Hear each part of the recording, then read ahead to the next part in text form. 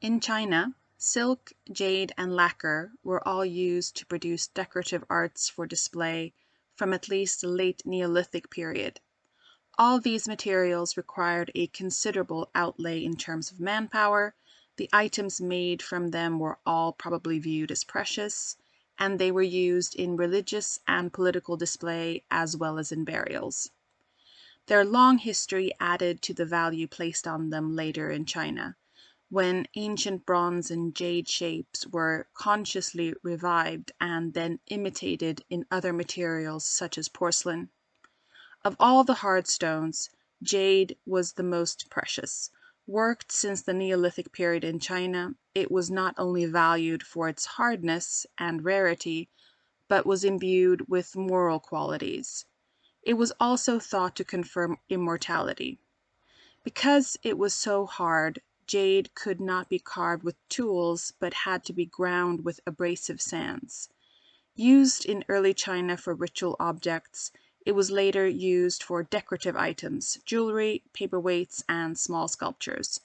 This example is a carved mythical bird creature and is dated to the 13th to the 15th centuries of the Common Era.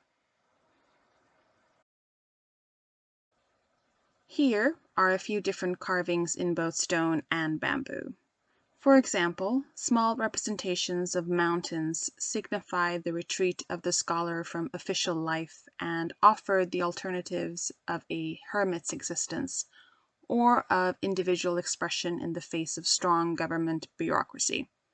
Such mountains were also seen as a route to paradise. Also, in Taoism, the natural world, and especially mountains, were viewed as the home of immortals.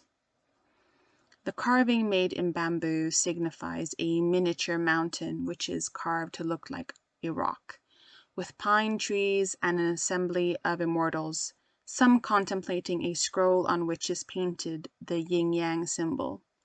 The art of bamboo carving was at its height in the mid to late Ming and early Qing dynasty in southeast China. The variety of stones carved by Chinese craftsmen is vast. The stones were chosen for their variety of colors and for the high-quality finish they gave the carvings. In the 19th century, large numbers of snuff bottles in a variety of different stones were produced, and many of these were collected by Westerners.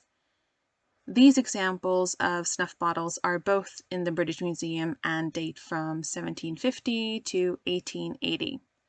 The first example shows figures in a landscape, and it is made of bronze and carved lacquer.